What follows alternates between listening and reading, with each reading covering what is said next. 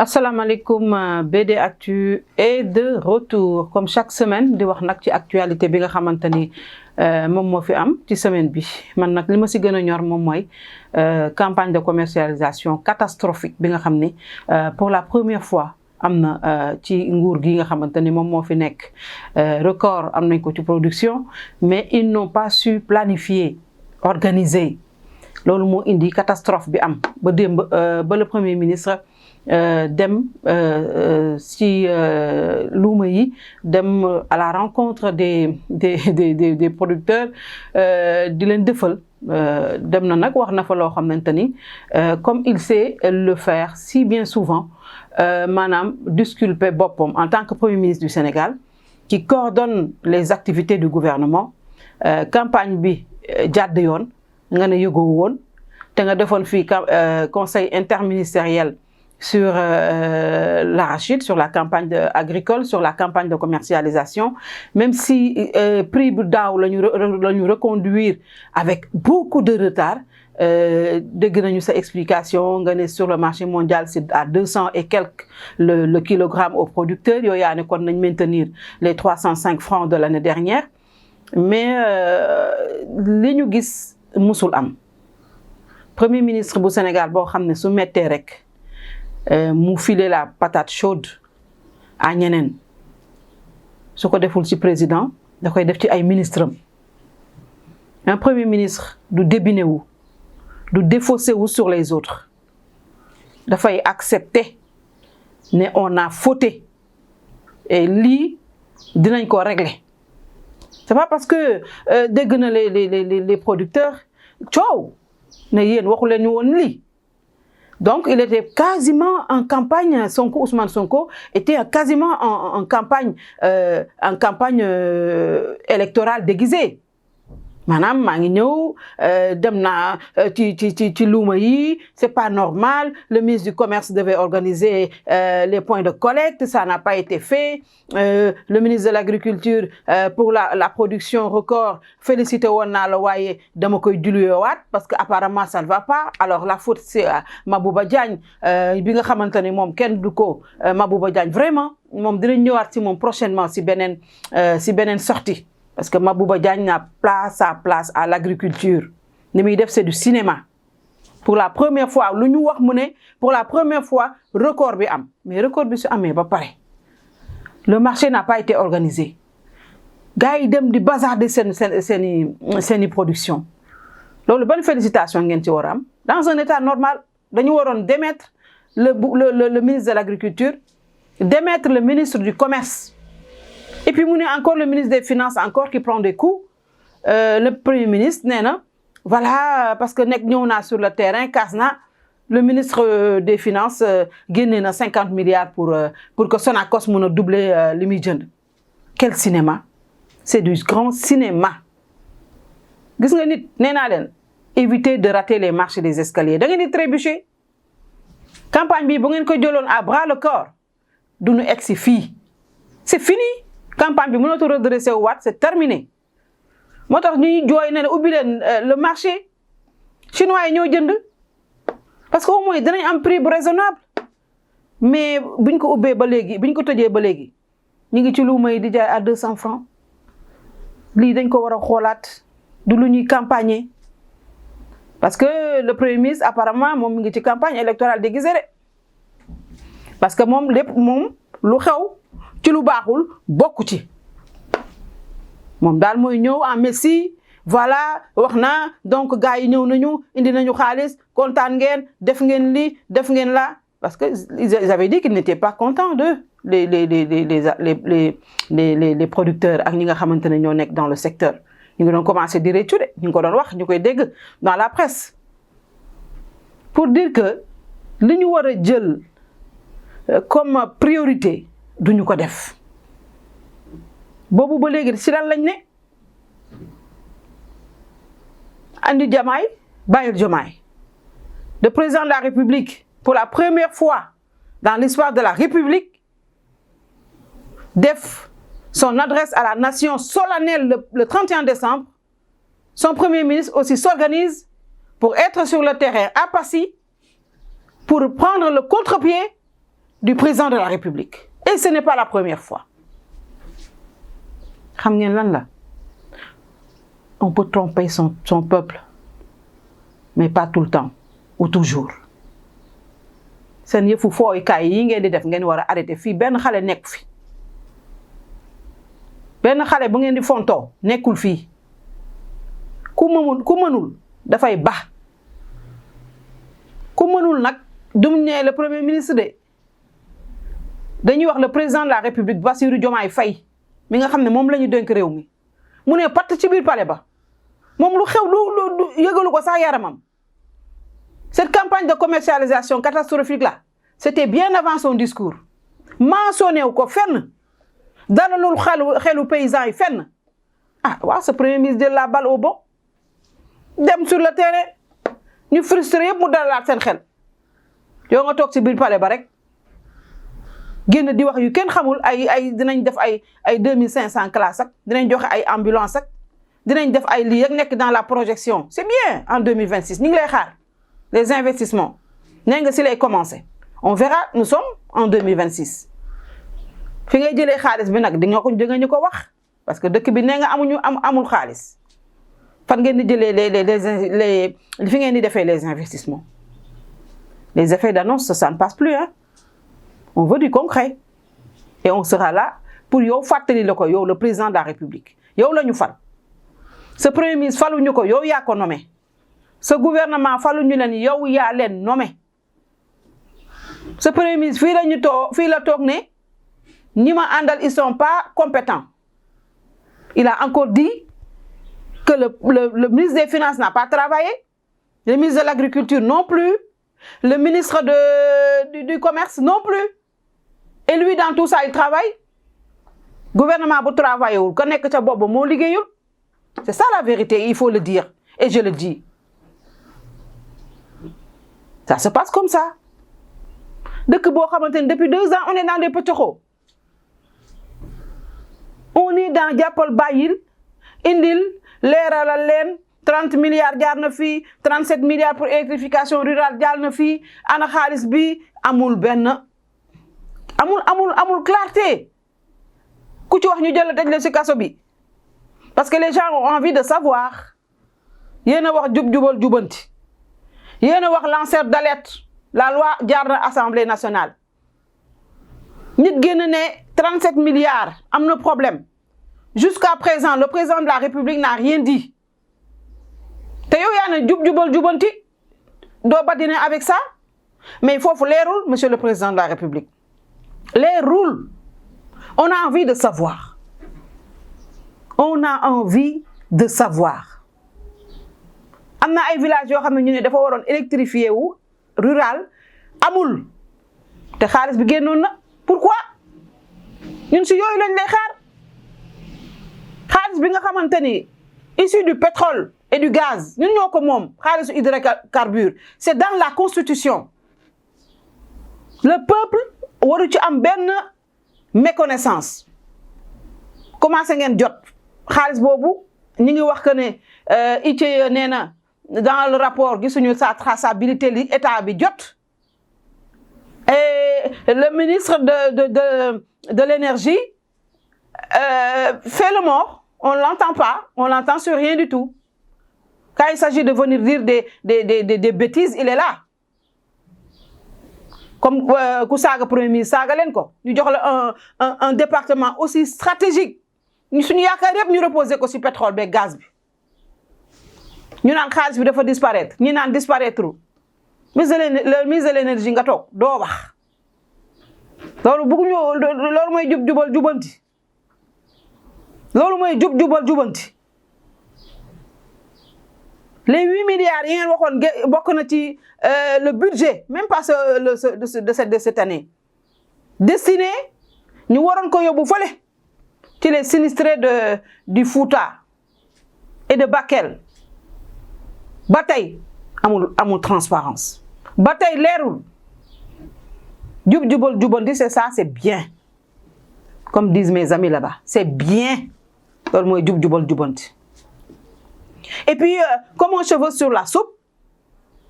ndeysaan le député du peuple Thierno Alassane Sall mi nga xamante ne boobu ba léegi ci leeral askan wi ci lëndëm yi ñu indil rek ci loolu la ne les 37 milliards de laser dem na fi ba Espagne il est sur le terrain en train de le voir village yi nga xamante ne moom la ñu waroon électrifier te kenn électrifié wu ko pourquoi il est en train de sillonner le Sénégal pour voir dans le Sénégal des profondeurs ñan ñoo waroon bénéficier wu de ça de ce projet moom rek moo fi nekk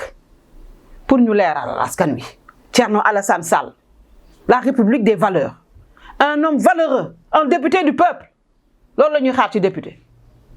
boobu ba léegi mi ngi leeral askan wi mi ngi jóg di dem di jël ak xaalisam di jël billet avion di dem di ñëw di wax sénégalais yi na pat.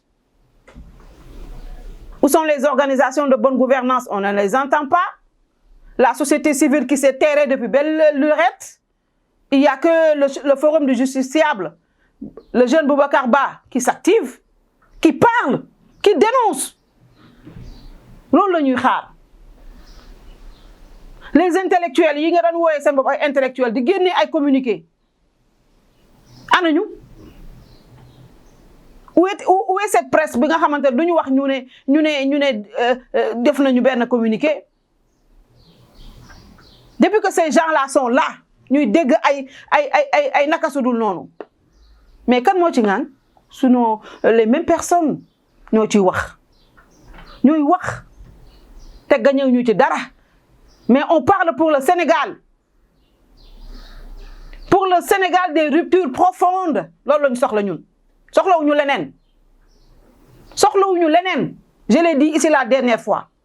Je ne veux rien de ce gouvernement. Je ne veux rien de Pastef. Je ne veux rien de ces gens-là, de travailler avec ces gens-là. Je ne veux pas parce qu'ils ne travaillent pas. Ils ne sont pas des travailleurs.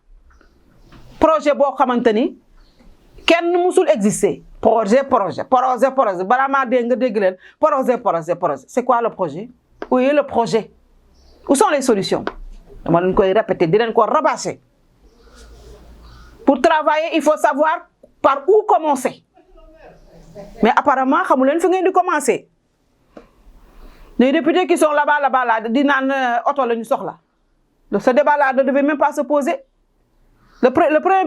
président de l'Assemblée nationale. bi mu ñëwee rek la ne dinaa jox député yu oto loolu waru woon poser débat. Les députés du Sénégal ont toujours bénéficié de véhicules de service. Man Ablaye Wade bi ma fekkee ñaari oto la daan jox député yi et à la fin des législatures da leen koy jox ñu dem ak moom musul poser problème. Macky Sall daana jox député yi non mais bi yoon comme l'Assemblée pour la première fois opposition ak di talonner ak le pouvoir il avait décidé de donner à chaque député 900 000 francs presque 1 million d'indemnités de transport bu bokkul ak seen salaire. waaw léegi où est le problème maintenant 1 million yooyu boo ko multiplier par exemple 900 000 yooyu bu ñu ko multiplier par 5 ans prix oto bi day ñëw 50 millions 52 millions où est le problème? Le seul problème mooy que dafa amul clarté. Kan moo gagné le marché? El Malick Ndiaye nangu ko wax askan wi. ñaata la oto yi jar nangu ko wax askan bi. nee na génn na pour def son discours de vérité. moom rek la yey di boppam la yey di. kan moo gagné marché bi waxu ko. ñaata la oto yi jar xamu ko. Il a fallu que ndeysaan le même Thierno Alassane Sall le député du peuple génnaat wax que ne ñu ngi distribuer 76 véhicules. kenn yëgul woon bu ko waxul woon du génn démb di naan day wax day wax ci mbir mi naan ko soo soxlaa demal nga dem ci questeur moom moo war a dem ci questeur yow mi jël suñu xaalis yow El Malick Ndiaye dépensé ko ay véhicules de plus de 50 millions kan nga jox marché bi pourquoi la commission a été restreinte boobu ba léegi ñu la koy laaj ngay tourner autour du pot loolu la. Qu'est-ce qui se cache derrière tout ça? Un député de votre camp est sorti. Un député de votre camp qui est vice-président à l'Assemblée nationale. Kaba Diakité. Nee na yow El Malick Ndiaye, le président de l'Assemblée nationale, tu vis comme un pacha, comme un président de la République. sa cabinet moom pléthorique yaa ngi fay ay nit yoo xamante ne yaa leen jël ay xale chaque mois ñu fay leen et ñi ngi Linguère toog du man maa ko wax c'est un député bu bokk ak yéen jege leen lool nekk vice-président nga génn toi nga mel ni mu déggoo li mu wax te li mu wax c'est grave yi mu wax c'est très très grave tandis que ñi ngi dàq ay xale dans les administrations bi ngeen ñëwee léegi di leen dàq parce que nee na ngeen da ngeen di rationaliser on est en train de payer ay xale yoo xam ne neen leen embauché il n'est pas le seul El Malick c'est parce que dans ce pays il y a pas de vérification tout le monde fait ce qu'il veut malgré que dañuy wax jubal jubanti le président il est au palais bu sortee mi ngi dans l'avion président de la République boo xam ne xamul Sénégal benn yoon la fi génn dem dans le fief politique de Sonko neen dafa dem xooli son Diomaye programme Diomaye président qui a été exécuté à 39%. inauguré waale li fi prédécesseur am bokk bu bàyyi benn yoon la fi génnaat dem dans le nord dem CSS dem beneen dëkk basta président de la République bu xamul Sénégal mooy Bassirou Diomaye Diakhar Faye toog rek di calculer 2029 ak 2027 tey ngeen ne Pastef suba ngeen ne coalition Diomaye président suba ngeen ne APT seen dara leerut dara tous les Sénégalais xam nañu ne leen ñor mooy le fauteuil qui attise beaucoup d'appétit parce que gis ngeen El Malick bi mu commencé woon ngeen commencé ko sosal commencé ce qui a été le kabala ce qu'il a dit on va ramener le mandat du président de la République de 5 à 1 an renouvelable on a connu la jurisprudence Macky Sall bañ ko bëggee dàq assemblée président assemblée loolu la loi Sada Ndiaye moo ko fi indi woon waaye moom balaa ñu koy dàq moom démissionné na de toutes ses fonctions électives président assemblée maire de Fatick moom Macky Sall dem ñafante ji ca terrain ba à l'arrivée il a gagné en 2012 El Malick Ndiaye xoolal say arrière te nga xoolaat sa taxawaay président assemblée bu mel na yow kenn mësu koo gis ma ne gisuma ko 2000 ba 2025 partout yaa ngi foofu qu'est-ce qui fait courir El Malick Ndiaye loolu la ñëpp di laaj yaa ngi si ay calcul politique kenn dofu fii mais dañ fee eggagul ku mu neex am ambition ci Sénégal bi ku mu neex am ambition présidentielle waaw kooku ku mu neex nga am ko di ku mu neex nga am ko mais dafa am lu ñuy wax le moment ngeen bëgg a positionner le Sénégal ci politique politicienne yéen ñi déggoon rupture yéen ñi déggoon Sénégal rupture xalaatatu leen sax problème mu sénégalais yi xalaatul leen ko sax kan mooy toog ci fauteuil bi en 2029 loolu ngeen di lijjanti loolu mooy dëgg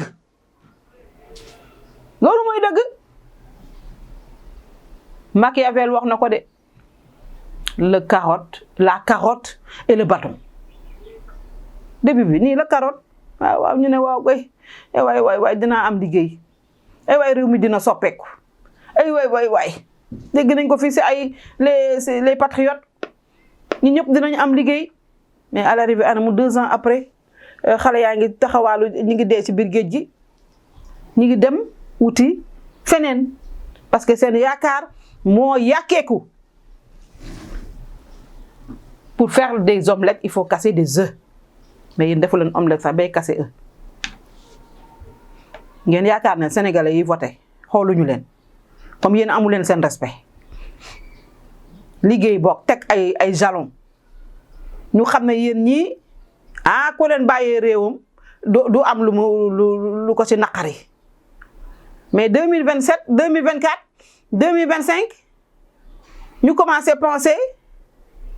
à 2029 et 2027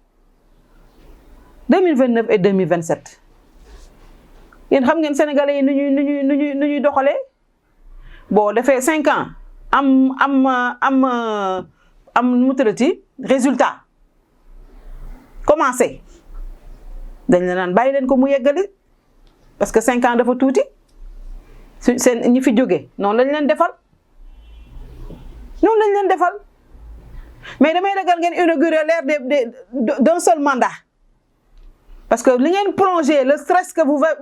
li ngeen dugal sénégalais yi si stress boo xamante ni un stress pathologique dem nañ si hôpitaux yi mi ngi fees del nit ñaa ngi feebar kenn xamul foo jëm hôpitaux yi boo demee amul médecin yéen ngeen osé ne yéen daal fauteuil bi daal moo leen ñor ngeen diviser le Sénégal en 2 camps le camp de Sonko et le camp de Diomaye Faye opposition bi toogee ne leen seetaan lu muy waxati li mu waroon wax yéen a ngi koy defante seen biir yéen a ngi xeexoo seen biir yéen a ngi ñàkk respecter la première institution du pays mu ne pat jàpp ñàmburam rek mais la nga waxante woon mais nag la parole elle est sacrée monsieur le président de la République Sénégal yëpp ñu ngi lay déglu si loo waxante woon ak Ousmane Sonko ba mu taxawee nii ne la du sa premier ministre liggéeyalu la sa premier ministre tënku ko reddition des comptes moo ko fi bàyyi ñi sàcc alal réew mi daa bëgg ñu goqi ko nee na ñi nga xamante ne ñooy seeni victime dañu bëgg justice loolu moo ko fi bàyyi nee na moo ko wax barki démb boo njaay ñu di ko dégg ba mu demee Passy waaw yow monsieur le président de la République Sénégal yëpp a jommi si sa taxawaay mais sa premier ministre lu nekk lay wax ñu di ko dégg boo nee oui mu ne la non nga ne pat lii lan la kuy liggéey nii lay taxawee kuy liggéey du taxawee nii moom nee na liggéeyalu la te ñun dañoo bëgg Sénégal avancé ak ñi nga xamante ne ñoo am xam-xam tey buñ demee ba jàngalekatu Sénégal yi di daw ci Guinée mais ça c'est un scandale même si c'est à peu près normal c'est du xarmat tous les investisseurs ñi ngi Guinée ba Guinée nar ñoo développé yéen lan ngeen def pendant ce temps dañu sonal ak ay wax yu politicienne ñi war a wax yëpp ne patt noppi parce que nee nañ dañoo ragal ku leen saaga wala dañu bëgg a poste parce que xamaguñu fu ñuy positionné woo ndax tant que Ousmane Sonko ngi fi duñu ñemee wanew Ousmane Sonko moo leen tënk de les transhumants les éternels transhumants ñu ñàkk jom ñi nga xamante ne Sénégal ñoru leen seen bopp kese moo leen ñor Ousmane Sonko la ñu ragal bés bu Ousmane Sonko tàqali ko woon ak Diomaye Faye ñoom ñëppay génn toog ci plateau yi di ko xas naan ko yéex nga séparé wu ak moom ñooñu bëgguñu Sénégal am na ñu ko bëgg de da ngeen di wax ak ñooñu bu ngeen bëggee liggéey xaw ma nag su ngeen bëggul liggéey mais apparemment li ngeen ñuy wan signaux yi ngeen di envoyé mooy liggéey sax taxu leen jóg xamu leen sax fu ngeen di commencé yéen daal mos ngeen le goût du pouvoir cafka gu neex googu ngeen ñam ne commencé nag ku nekk ku bëgg a positionné wu ne maay toog ci fauteuil bi waay sénégalais yi ñooy joxe fauteuil bi de ak kii sax moo koy joxe jaarale ko ci sénégalais yi bu ngeen gëmoon yàlla kon da ngeen di liggéeyal Sénégal 2027 bu ñëwee kii falu yàllaa ko xam député yi ku leen di gagné les maires là yàlla moo ko xam 2029 kuy toog si fauteuil bi yàlla moo ko xam 2029 je ne suis même pas dans l'émotion mais yéen ñuy dugal si ay émotion 2029 kuy toog ci fauteuil bi yàlla moo ko xam ñu ngi leen teg yéen 2024 ba 2029 ngeen ne daal du ngeen liggéey occuper terrain bi rek ci ay wax bla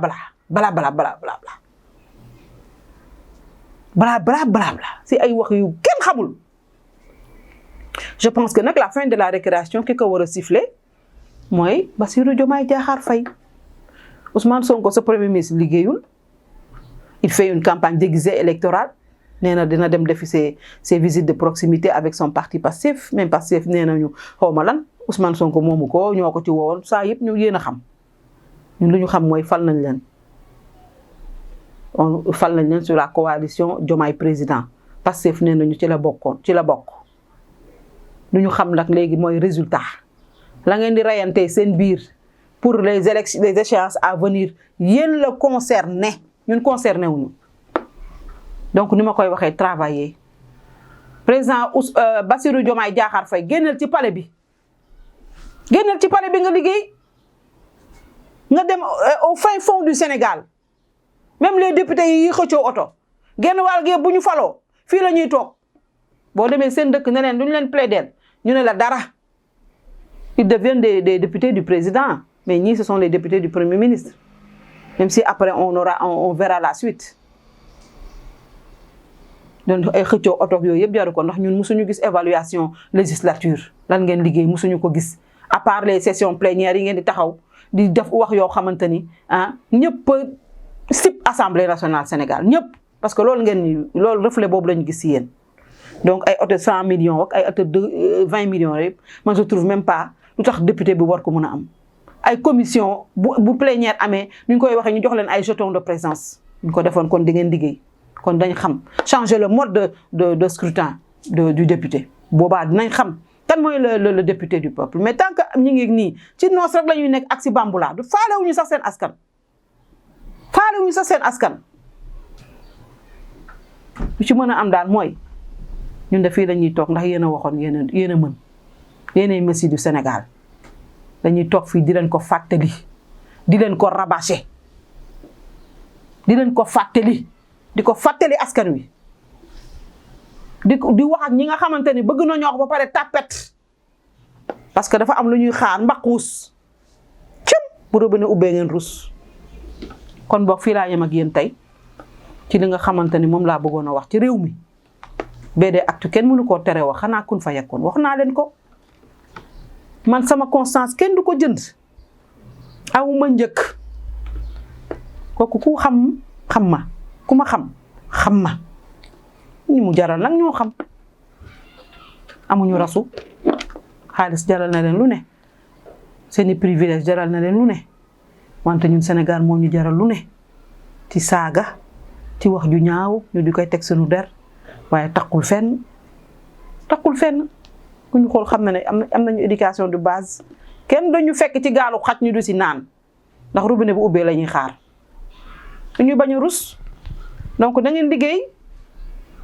Diomaye président Diomaye yow laay mujj waxal dama ni sa premier ministre bi dàq ko liggéeyul dafay gujjal jël gi de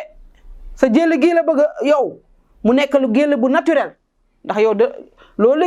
bëgg liggéey mu xëpp ci suuf loo wax mu xëpp ci suuf di xaar nag ba justice wax ne éligible na mu bàyyi la dem yoonam xëpp suuf si sa li des si sa mandat te fii ba 2029 nag patriotes yi ma gis bés bu ñu demee élection doo gagné de 2027 parce que il s'est déjà victimisé Ousmane Sonko il a déjà dit que da nga ko trahir donc yow war nga wax sénégalais yi loo wax ak Ousmane Sonko ba mu ne da nga ko trahir te ba muy wax loolu nee na ba ngeen di wax El Malick Ndiaye la teg El Malick seede nit nag su la wóoloo buy wax ak yow du teg seede est-ce que Ousmane Sonko a raison mu teg seede wala pas on a envie de savoir les Sénégalais ont envie de savoir Bassirou Diomaye Diakhar Faye yeewul ta nga liggéey naaj la